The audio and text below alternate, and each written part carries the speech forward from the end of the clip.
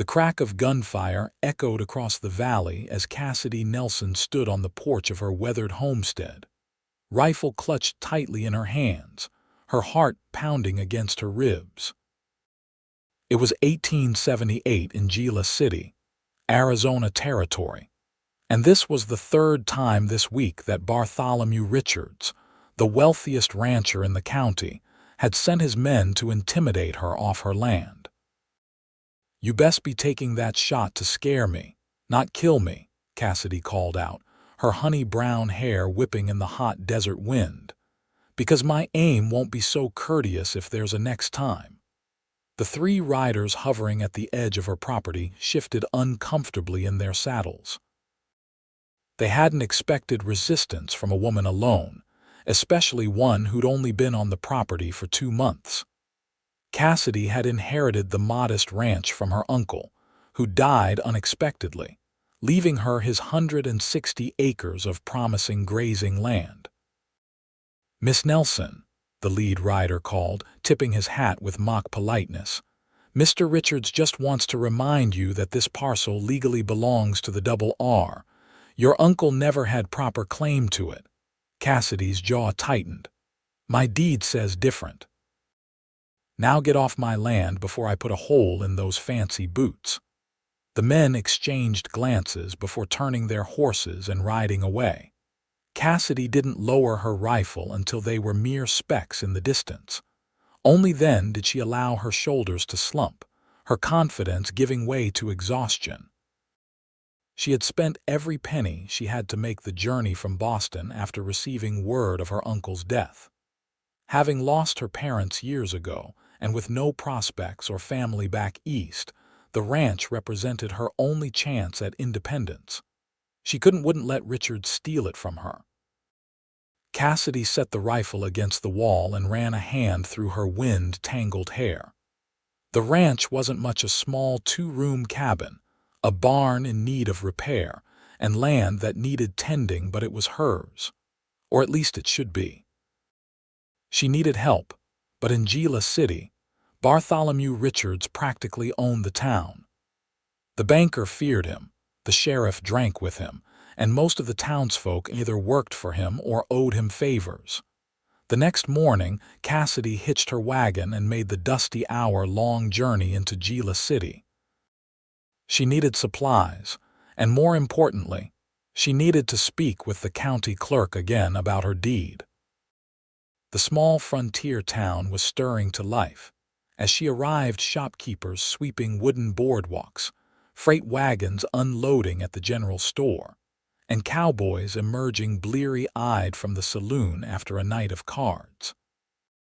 Cassidy tied her horses at the hitching post outside the general store and squared her shoulders. She'd learned quickly that a woman alone in the West had to project confidence, even when she felt none. "Morning, Miss Nelson," Mr. Finch, the store owner, greeted her with a genuine smile as she entered. "Good morning. I need flour, coffee, beans, and ammunition," she said, placing her basket on the counter. "Ammunition again?" Finch raised his bushy eyebrows. "Trouble out at your place?" Cassidy hesitated. "Nothing I can't handle. Richard's giving you grief." It wasn't really a question. "He claims my uncle's land is his, says there was some deal." Mr. Finch shook his head as he measured coffee beans. "Bartholomew's been doing that since he arrived 15 years ago.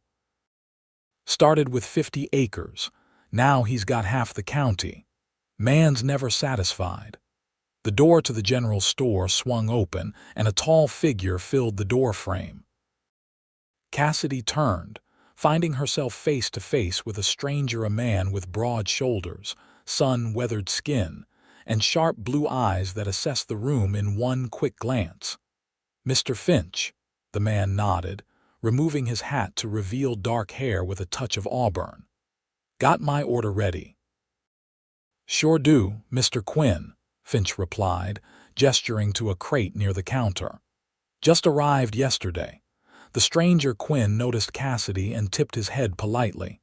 "Madam." Cassidy returned the gesture with cool civility before turning back to Finch.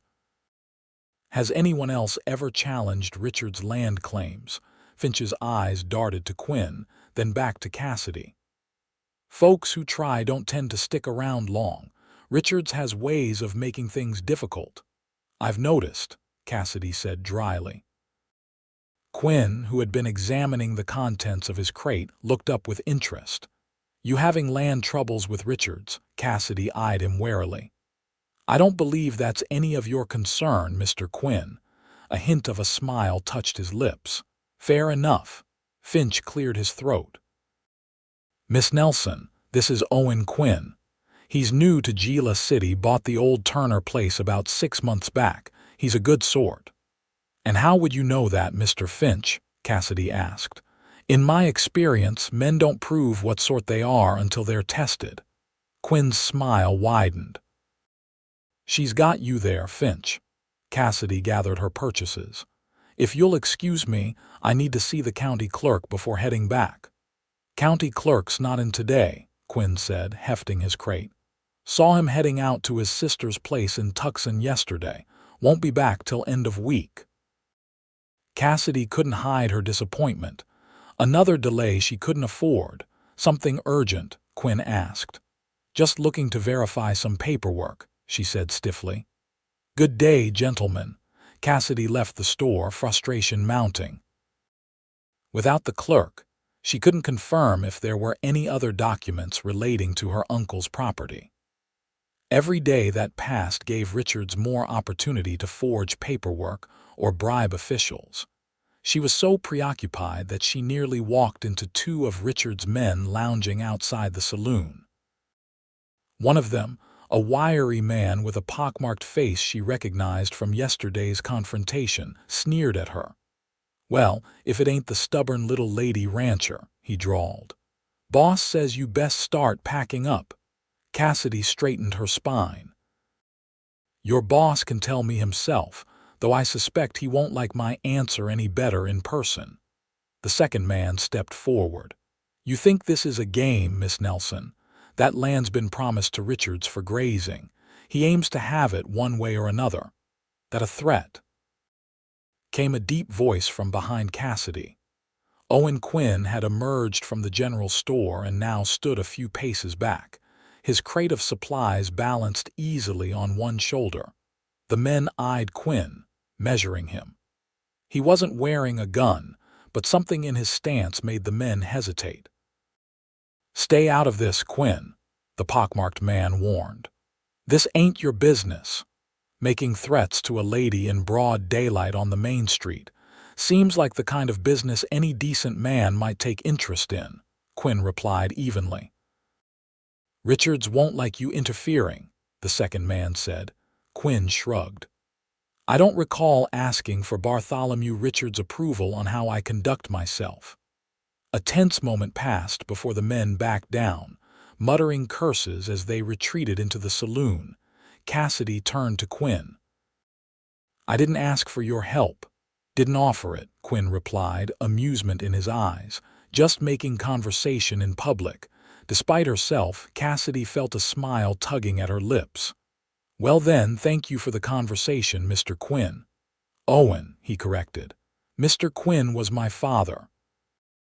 Cassidy nodded but didn't offer her own first name in return. She wasn't in Gila City to make friends. She had a ranch to save. Your land dispute with Richards, Owen said, lowering his voice. I might be able to help. Cassidy's defenses rose immediately. And why would you do that? Let's just say Bartholomew Richards and I have crossed paths before, Owen replied, his expression darkening momentarily. I know his methods. Cassidy studied him, trying to gauge his sincerity. He didn't look like the usual rough cowboys or desperate homesteaders that populated Gila City. There was an educated air about him, despite his weathered appearance. What exactly are you proposing? She asked cautiously. I know someone who might be able to validate your deed without waiting for the clerk. A former surveyor who worked these territories before Richards arrived. He keeps records. Hope flickered in Cassidy's chest, but she tamped it down. And what would you want in return for this assistance?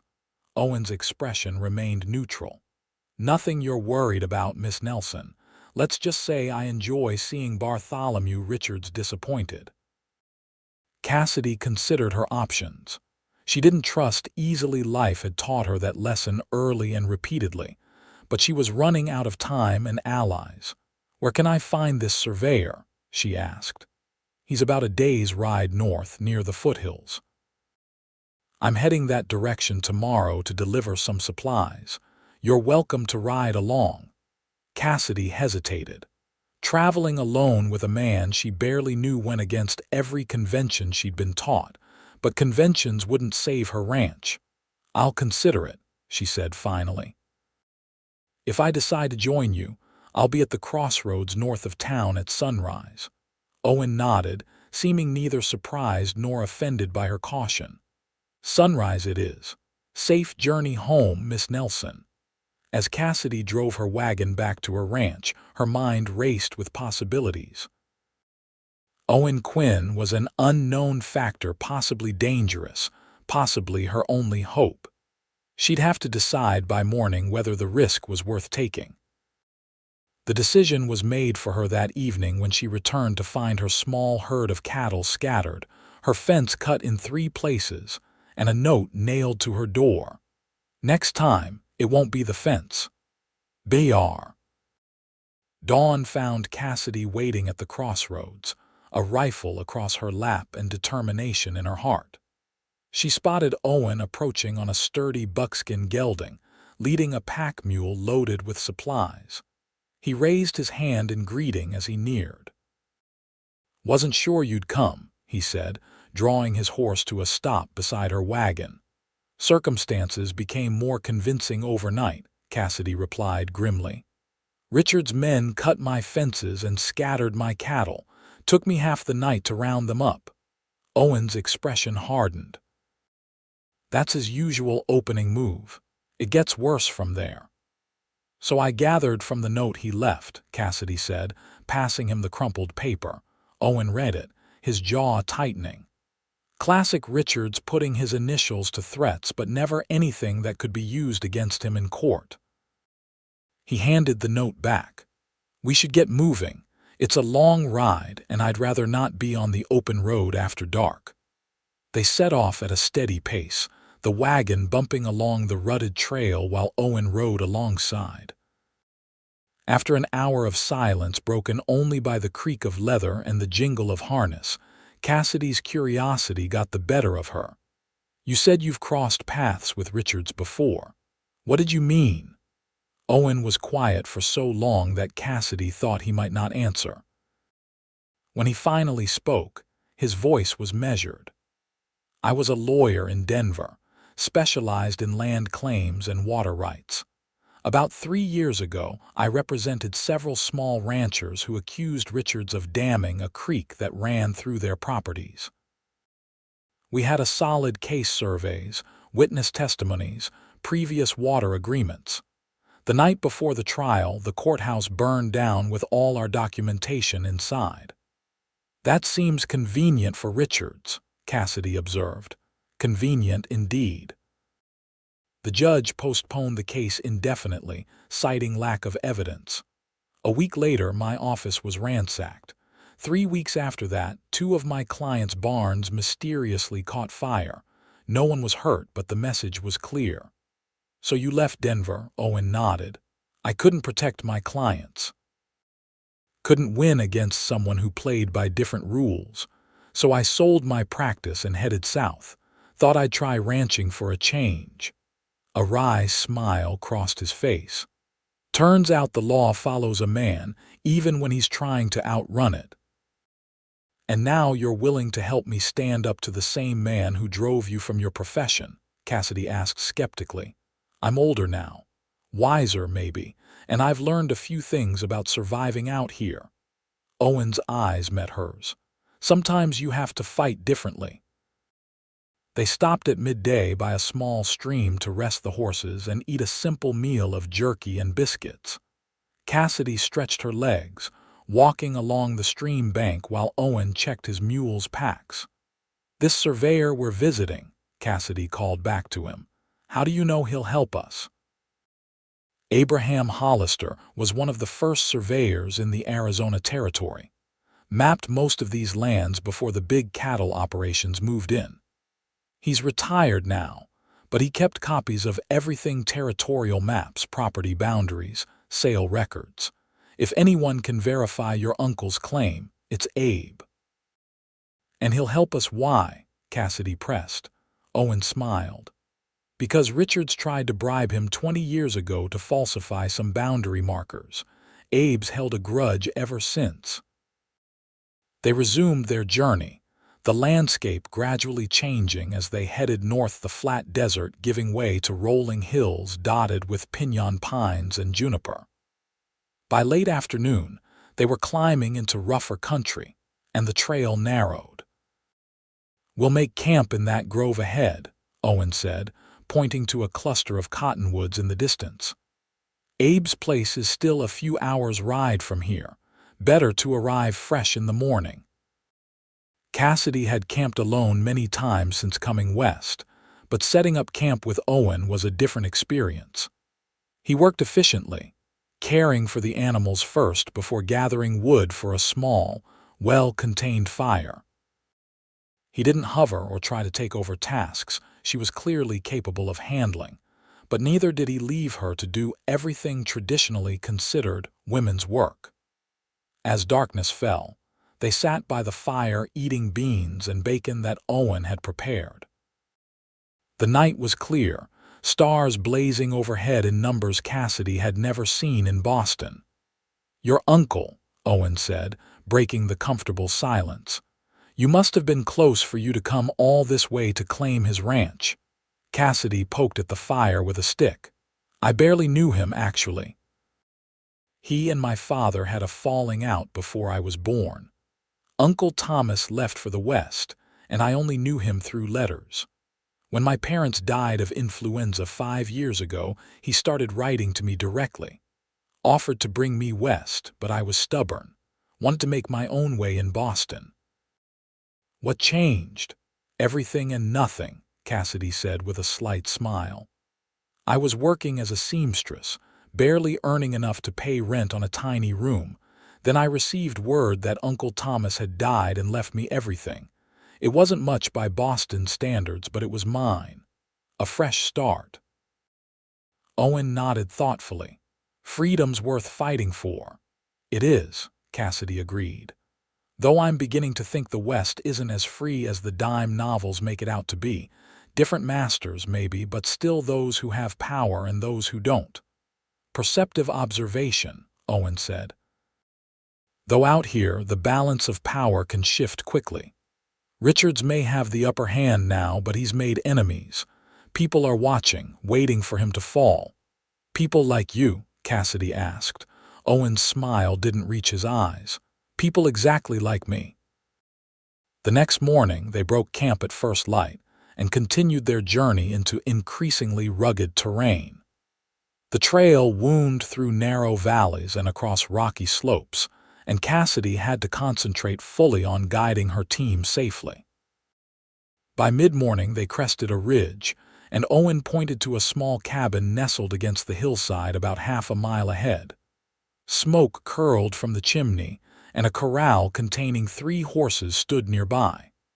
"That's Abe's place," Owen said. "Fair warning, he's crusty as week-old bread and twice as sour, but his mind's sharp as ever." As they approached, an elderly man with a long white beard emerged from the cabin, rifle in hand. He squinted at them for a long moment before recognition dawned on his weathered face. "Quinn," he called out. "Didn't expect to see you till next month. Who's the lady?" Owen dismounted and approached the old man, shaking his hand warmly. "Abe, this is Miss Cassidy Nelson. She inherited her uncle's property down near Gila City, and Richards is trying to run her off, claiming the land is his." Abe's bushy eyebrows drew together. "Nelson, Thomas Nelson's place," Cassidy nodded, climbing down from her wagon. "Yes, sir, my Uncle Thomas. Good man, your uncle. Sorry to hear of his passing." Abe leaned his rifle against the cabin wall and gestured toward the door. "Come on in. Sounds like we've got matters to discuss." The cabin's interior was surprisingly orderly, with a large table dominating the main room. The walls were lined with shelves containing dozens of leather-bound books and rolled maps. Abe put a kettle on the iron stove before turning to Cassidy. "Let me see your deed, young lady." Cassidy retrieved the document from her satchel and handed it to him. Abe examined it carefully, his gnarled fingers tracing the lines of text. "Proper homestead certificate, signed and registered in '68, he muttered. "What's Richards' claim on it?" "He says there was an agreement between him and my uncle to sell the property once the water rights were secured," Cassidy explained. "But Uncle Thomas never mentioned any such arrangement in his letters, and there's nothing in his papers about it either." Abe snorted. "Course not. It's hogwash. Richards has been trying to get that parcel for years because it sits on the most reliable spring in the Eastern Valley. Your uncle refused to sell, even when Richards offered good money." "Can you prove that?" Owen asked, leaning against the table. "Better than that," Abe said, moving to a large trunk in the corner. "I can prove Richards has been falsifying land claims all over the territory." He rummaged through the trunk, muttering to himself, before pulling out several rolled maps and a leather-bound ledger. Spreading them on the table, he beckoned Cassidy and Owen closer. "Here," he said, pointing to a detailed survey map. "This is the original territorial survey from '63. Shows your uncle's claim clearly marked with the spring as the center point. And here," he flipped pages in the ledger, "is the record of Richards approaching your uncle in '72 with an offer to buy. Offer refused." Cassidy leaned closer, excitement building. "So my uncle never agreed to sell." "Not only that," Abe continued, pulling out another document, "but I've been tracking Richards' land acquisitions for years. Pattern's always the same. He identifies a property he wants, usually for water or access, makes an offer, gets refused, then suddenly produces documents showing prior agreements." Owen examined the papers. "This is compelling, Abe, but will it stand up in territorial court?" "Richards has Judge Wilson in his pocket." "Wilson, yes, but Judge Harrington in Tucson is another matter. Man's incorruptible." And Abe's eyes twinkled. "I happen to know he's due in Gila City next week for circuit court." Hope surged through Cassidy. "You think Judge Harrington would hear my case?" "I think," Abe said slowly, "that if you presented him with these records along with your valid deed, he'd be mighty interested in Richards' pattern of land theft." Owen's expression was thoughtful. "It's risky. Richards won't take this lying down." "Of course not," Abe agreed. "Man's a rattlesnake, but he's careful about his reputation. Open legal proceedings would put unwanted attention on his methods." They spent the rest of the day poring over maps and documents, with Abe providing detailed explanations of land law and survey boundaries. By evening, Cassidy had a thorough understanding of her property's legal standing and a newfound confidence in her claim. Abe insisted they stay the night rather than risk the mountain trails in darkness. He gave Cassidy his bedroom while he and Owen spread bedrolls by the fire in the main room.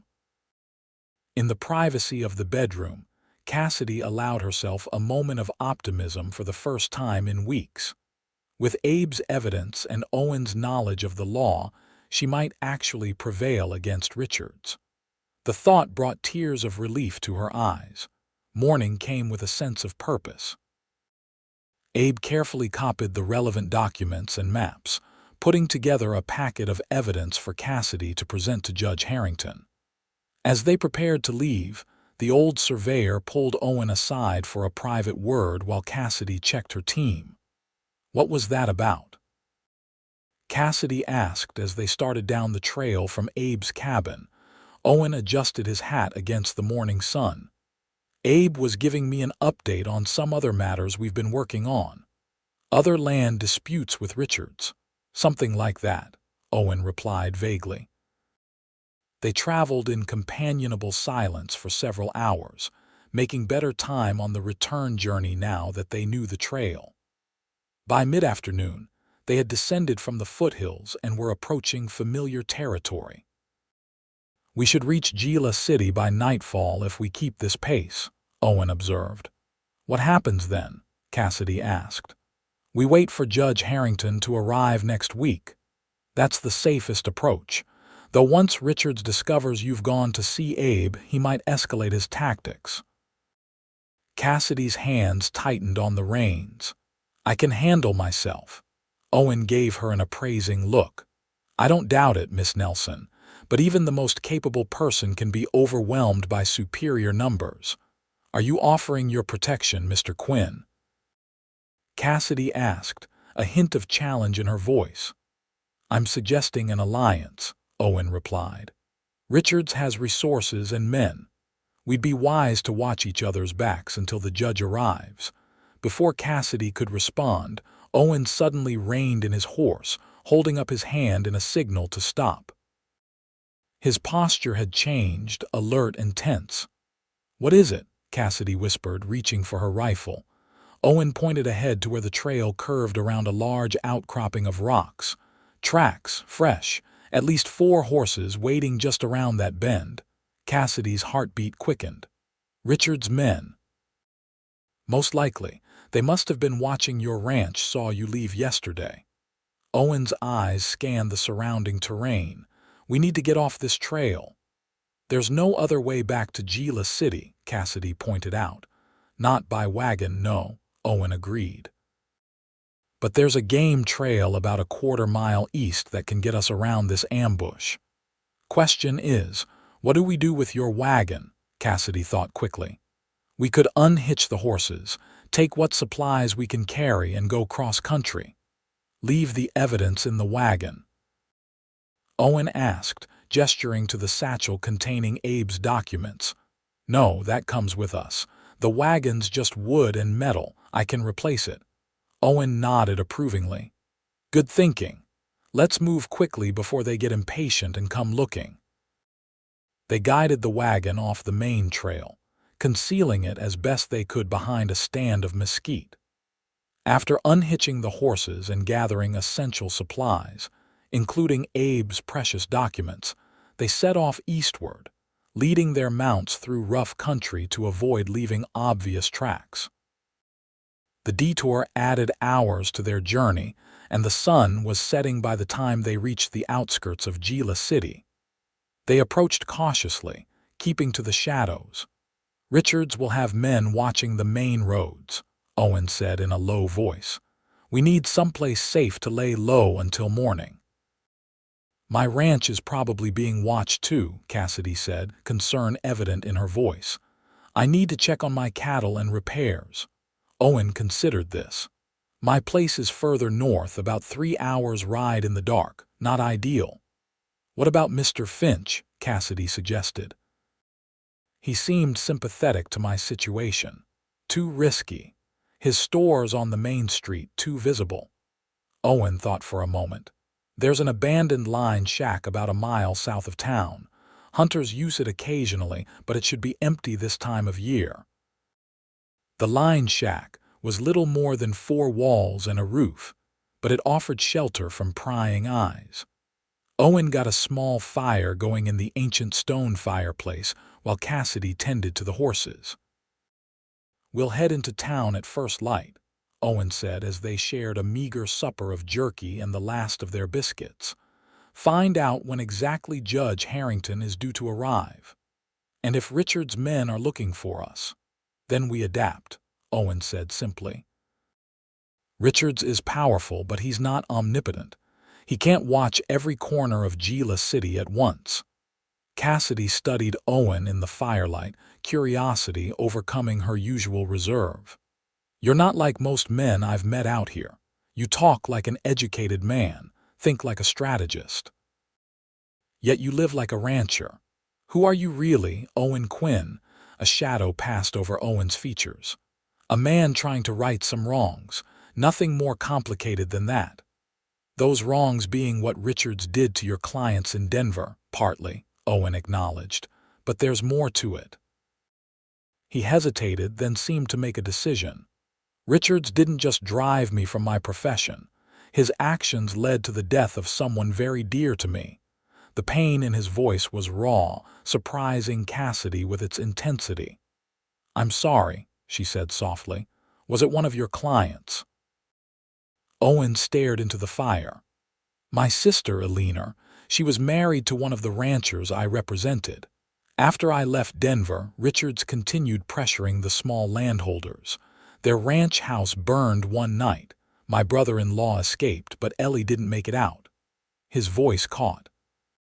"She was expecting their first child." Cassidy's hand flew to her mouth. "Owen, that's terrible. It was ruled an accident," he continued, his voice hollow. "No evidence of foul play. But 3 days earlier, Richards had been there, making another offer on their water rights." Understanding dawned on Cassidy. "So you came to Arizona to find evidence of Richards' methods, to expose him legally not just for my sister but for everyone he's wronged." Owen looked up, his eyes meeting Cassidy's. "Abe's been helping me build a case. Your situation fits the pattern perfectly. It could be the final piece we need." "That's why you were so quick to offer help," Cassidy said, pieces falling into place. "I'm part of your plan for justice." "Initially, yes," Owen admitted, "but it's become more than that." He held her gaze steadily. "I respect your courage, Cassidy. Your determination to fight for what's rightfully yours, despite the odds." The use of her first name, coupled with the sincerity in his voice, sent an unexpected warmth through Cassidy. She'd been so focused on survival, on protecting her land, that she'd allowed no space for personal connections. Yet here, in this dilapidated shack with a man she barely knew, she felt a sense of kinship, of being truly seen. "We should get some rest," she said, breaking the moment. "Tomorrow will be challenging." Owen nodded, respecting her retreat. "I'll take first watch. You sleep." Cassidy settled onto her bedroll, acutely aware of Owen sitting by the door, his silhouette outlined against the moonlight streaming through the cracks in the walls. Despite the danger they faced, she felt strangely secure in his presence. Dawn arrived with the sound of distant hoofbeats. Owen, who had let Cassidy sleep through the night despite his promise to wake her for a watch, was instantly alert. "Riders," he whispered, moving to the window. "4 of them heading this way." Cassidy grabbed her rifle and joined him. "Richard's men, can't tell yet, but they're following our tracks from yesterday." Owen quickly gathered their supplies. "We need to move. Now." They slipped out the back of the shack and hurried to where they'd hidden their horses in a small copse of trees. As they mounted, Cassidy caught sight of the riders approaching the shack. "That's Williams and Everett," she hissed, recognizing 2 of Richard's regular hands. "They've been the ones threatening me at the ranch." Owen nodded grimly. "They'll search the shack, find it empty, then fan out looking for us. We need to reach town before they cut us off." They rode hard, taking a circuitous route toward Gila City. The sun was well up by the time they approached the town from the east, an unexpected direction that might give them a temporary advantage. "Where to?" Cassidy asked as they slowed their horses to a walk at the town's edge. "The telegraph office," Owen decided. "We need to send a wire to Judge Harrington. Let him know we have evidence of land fraud. If anything happens to us, at least he'll be expecting the documentation." The telegraph office was located at the far end of the main street, next to the stagecoach depot. They dismounted a block away and proceeded on foot, keeping to side alleys where possible. "Wait here," Owen said when they reached the back of the depot building. "I'll send the wire and be right back." "We should stay together," Cassidy protested. "Too risky." You're more recognizable in town and you're carrying the documents. If we're both caught, everything's lost." He squeezed her shoulder reassuringly. 5 minutes, no more." Cassidy watched anxiously as Owen slipped around the corner. The minutes crawled by with excruciating slowness. 5 minutes passed, then 10. Just as she was about to abandon caution and look for him, Owen reappeared, his expression tense. "Wires sent, but Williams and Everett just rode into town," he reported. "They're gathering more men at the saloon. Did they see you?" "No, but it's just a matter of time before they start searching systematically. We need a more secure hiding place until the stage arrives tomorrow." "Tomorrow," Cassidy repeated. "The judge is coming tomorrow." Owen nodded. "According to the telegraph operator, Judge Harrington is on today's afternoon stage from Tucson. Should arrive by midday tomorrow." Relief flooded through Cassidy. "So we just need to stay hidden until then. It won't be easy." "Richards will have his men searching everywhere once he realizes we have evidence against him." Owen thought for a moment. "We need allies, someone in town who isn't beholden to Richards." "That narrows the field considerably," Cassidy said dryly. "What about the new doctor, Dr. Miller?" Owen suggested. "He only arrived last month, came from back east. Richards wouldn't have had time to get hooks into him yet." "Do you know him?" "Met him once when I brought in supplies for his clinic. Seemed like a decent sort." The doctor's office was a small whitewashed building 2 streets over from the main thoroughfare. They approached cautiously, watching for any sign of Richard's men. Dr. Miller, a bespectacled man in his 40s with prematurely gray hair, answered their knock with a curious expression that turned to concern when he saw their dusty, travel-worn appearance. "Mr. Quinn, isn't it?" he said, ushering them inside. "And Cassidy Nelson," Cassidy introduced herself. "We're sorry to intrude, Doctor, but we need help." Once inside with the door locked, they explained their situation. Dr. Miller listened attentively, his expression growing increasingly troubled. "I've heard rumors about Richard's business practices," he said when they'd finished. "But this goes beyond unethical into criminal territory. Which is why we need to get this evidence to Judge Harrington tomorrow," Owen said. "But Richard's men are searching for us, and we have nowhere safe to stay." Dr. Miller removed his glasses, polishing them thoughtfully. "I have a storeroom in the back. It's small but secure. You'd be welcome to use it until the judge arrives." "That's very generous," Cassidy said gratefully. "But we don't want to put you at risk."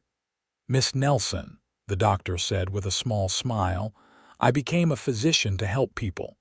That occasionally means taking risks. Besides, I've seen enough of Richard's influence in this town. 3 patients this month with injuries from confrontations with his men. It's time someone stood up to him." With that settled, they moved their horses to the doctor's small stable behind the clinic and settled into the storeroom which Dr. Miller hastily cleared of medical supplies to make space for them. "I have rounds to make," he told them, "but I'll bring food when I return and news of what's happening in town." Left alone in the storeroom, Cassidy and Owen took the opportunity to review the evidence one more time, organizing it for presentation to the judge. "You realize," Owen said as they worked, "that even with all this evidence, Richards won't go down without a fight." "I'm counting on it," Cassidy replied, a hard edge to her voice. "I want him to fight publicly, legally, where everyone can see what he really is." Owen smiled approvingly. "You would have made a fine lawyer, Miss Nelson. And you make a surprisingly good cowboy for a former attorney, Mr. Quinn." Their eyes met, and something shifted between them, a recognition of mutual respect that had been building since their first encounter. Dr. Miller returned at dusk with a basket of food and troubling news. "Richards has offered a $100 reward for information on your whereabouts," he reported. "His men are searching every building in town, claiming you stole valuable property from him." "That's outrageous," Cassidy exclaimed. "He's the thief, not us." "He's desperate," Owen observed. "He knows we have evidence that could ruin him." Dr. Miller nodded. "The searches are being conducted with Sheriff Morgan's approval. They'll reach this part of town by tomorrow morning." "Before the judge arrives," Cassidy said, concern evident in her voice. "We need a distraction," Owen mused. "Something to divert their attention long enough for us to reach the stage depot and meet the judge." Dr. Miller considered this. "I may have an idea. There's a temperance meeting scheduled for 10 o'clock tomorrow at the church. Many townspeople will attend, including some of Richard's men who need to maintain respectable appearances." "That could work," Owen said thoughtfully. "If we time it right, we could use the gathering as cover to reach the depot." They spent the evening refining their plan. Dr. Miller would attend the temperance meeting as expected, then create a diversion by announcing a medical emergency at the other end of town. In the resulting confusion, Cassidy and Owen would make their way to the stage depot to meet Judge Harrington's noon stage. "It's risky," Cassidy acknowledged as they prepared to sleep, taking turns on the single cot Dr. Miller had provided. "So many things could go wrong." "True," Owen agreed from his position on the floor. "But sometimes the boldest plan is the safest, simply because it's unexpected." "Is that legal wisdom or cowboy intuition speaking?" Cassidy asked with a small smile. "A bit of both, perhaps," Owen replied, his voice warm in the darkness. "Get some rest, Cassidy. Tomorrow will test us both." Morning brought increased tension as they heard Richard's men searching nearby buildings. Dr. Miller left for the temperance meeting, promising to return with word when the distraction was underway. "What if this doesn't work?" Cassidy asked, pacing the small storeroom. "What if the judge doesn't believe us, or Richards manages to interfere?" Owen caught her hand as she passed, stopping her nervous movement. "Then we find another way. I didn't come this far to give up, and neither did you." His touch was warm and steadying. Cassidy found herself drawing strength from his certainty, from the quiet confidence that had been her anchor through these dangerous days. "No," she agreed softly. "I didn't." A knock at the back door signaled Dr. Miller's return. "It's time," he said breathlessly. "I've announced a suspected cholera case at the Wilkinson farm. Half the town is in panic, including several of Richard's men who were at the meeting." "And the stage?" Owen asked. "On schedule. Should arrive in about 40 minutes." They gathered their belongings quickly, Cassidy securing the precious documents inside her jacket. Dr. Miller escorted them to the back door, handing Owen a small revolver. "Just in case," he said. "Good luck to you both." The streets were indeed chaotic, with people hurrying in all directions, many heading away from the center of town toward the Wilkinson property. Using the commotion as cover, Cassidy and Owen made their way toward the stage depot, keeping to side streets whenever possible. They were a block from the depot when they rounded a corner and came face to face with Williams and another of Richard's men. "There they are," Williams shouted, reaching for his gun. Owen pushed Cassidy into a narrow alley. "Run! Get to the judge, I'll hold them off. I'm not leaving you." Cassidy protested. "The evidence is what matters," Owen insisted, drawing Dr. Miller's revolver. "Go," conflicted but knowing he was right, Cassidy sprinted down the alley toward the depot. Behind her, she heard shouting and the crack of gunfire. Her heart pounded with fear for Owen, but she forced herself to keep moving. The future of her ranch and justice for Owen's sister depended on reaching Judge Harrington.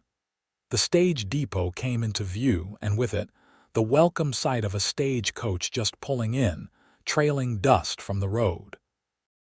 Cassidy slowed to catch her breath, trying to appear composed as she approached. Passengers began disembarking: a traveling salesman, a young couple, an elderly woman, and finally, a distinguished-looking man in a black suit, carrying a leather portfolio.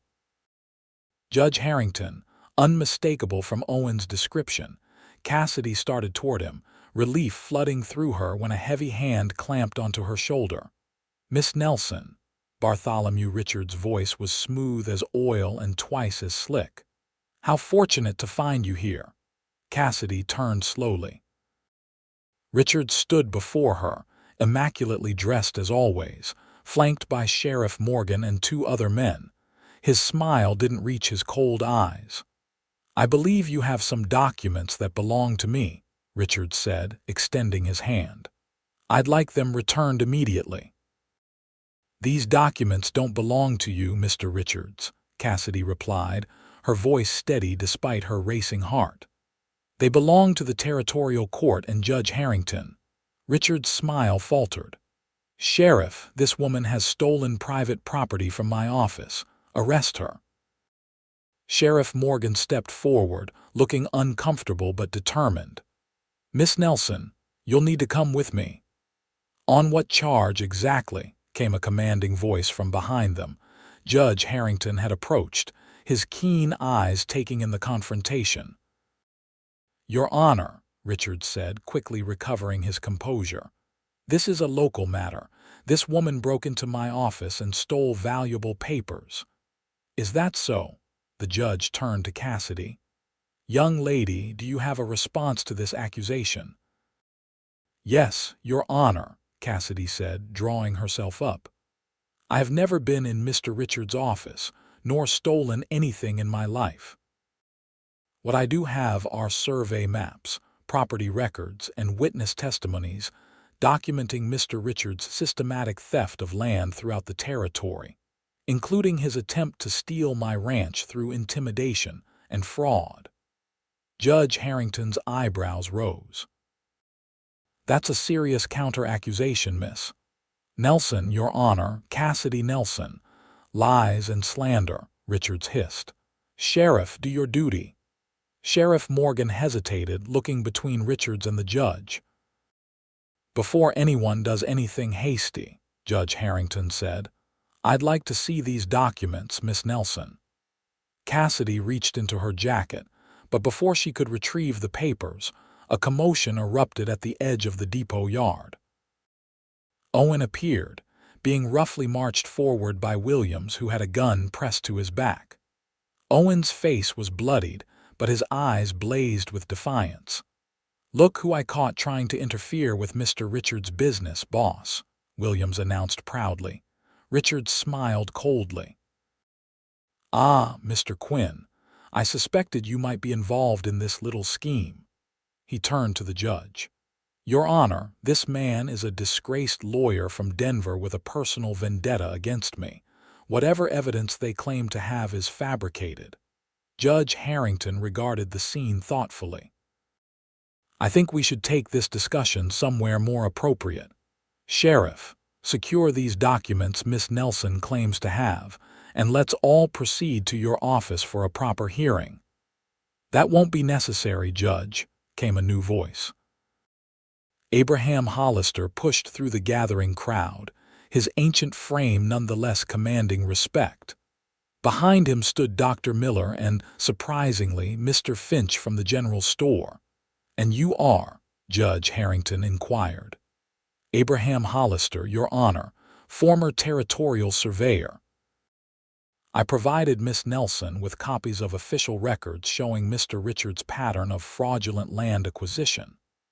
Copies I can verify," Abe continued, "because I've maintained duplicate records of every survey and land transaction in this region for 30 years.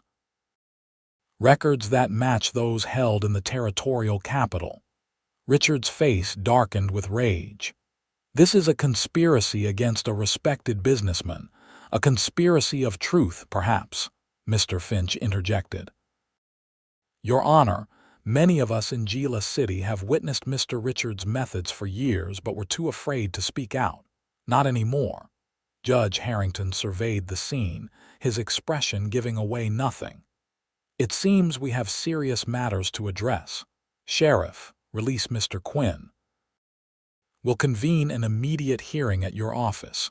All parties will attend with their evidence. Williams reluctantly lowered his gun and Owen moved quickly to Cassidy's side. Are you all right? He asked quietly. I am now, she replied, relief evident in her voice. How did Abe get here? I sent for him yesterday, Owen explained. Thought we might need backup.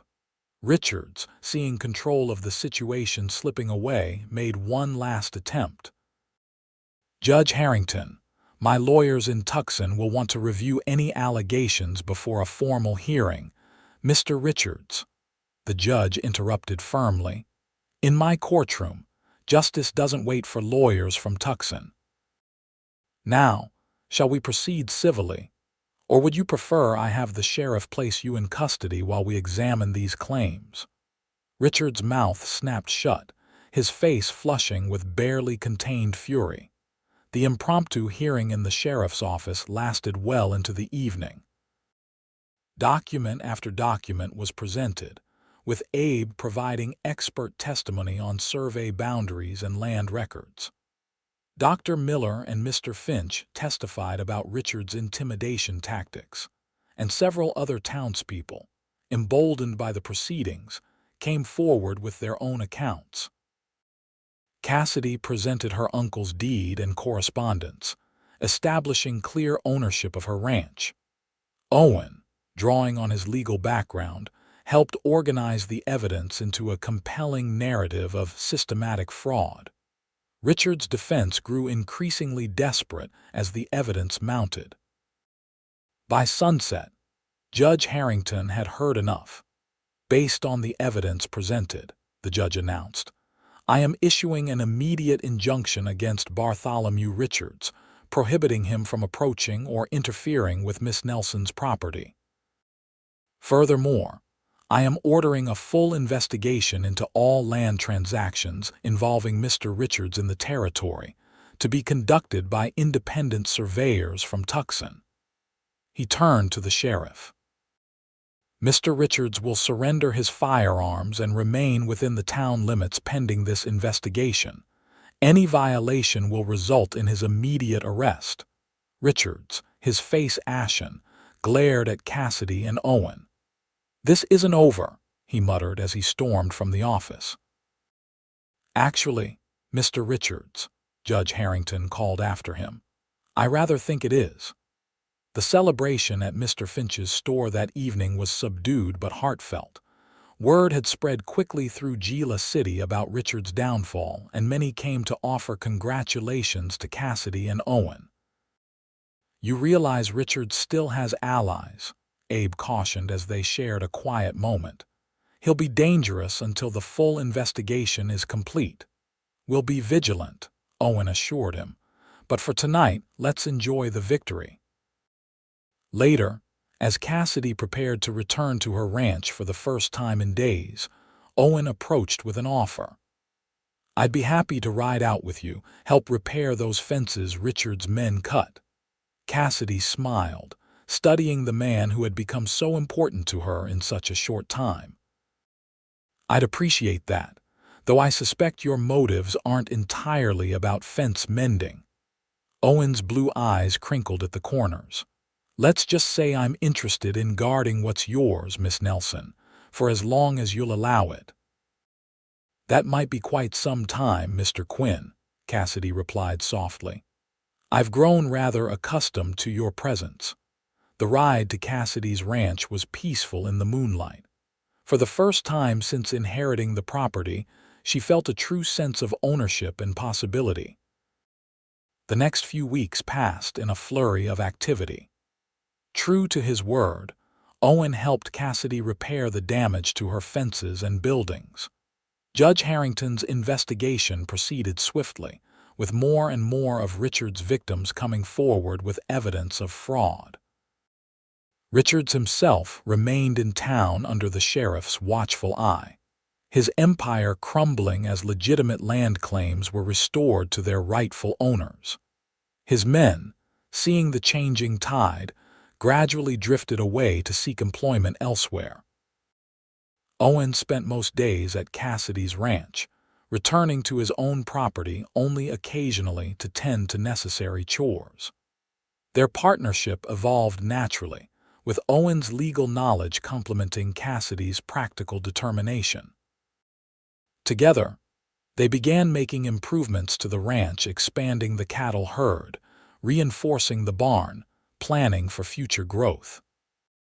One evening in late summer, as they sat on Cassidy's porch watching the sunset paint the desert in shades of gold and crimson, Owen finally shared the full story of his journey to Arizona.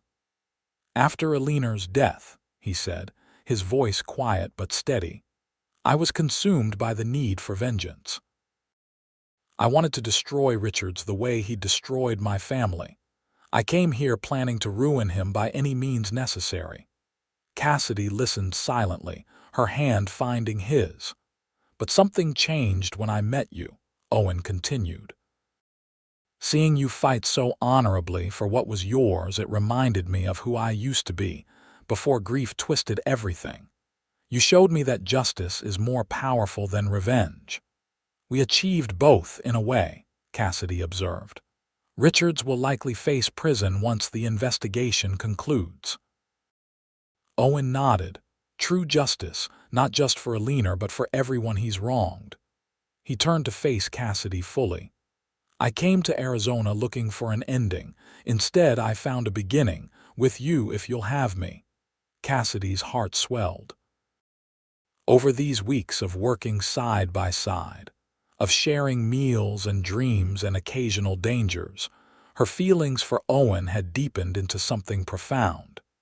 He was her partner in every sense, strong yet gentle, principled yet pragmatic.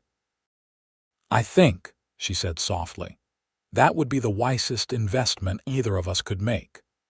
Owen's smile was radiant as he leaned forward to seal their agreement with a kiss tender at first, then deepening with the promise of a future neither had dared imagine before finding each other.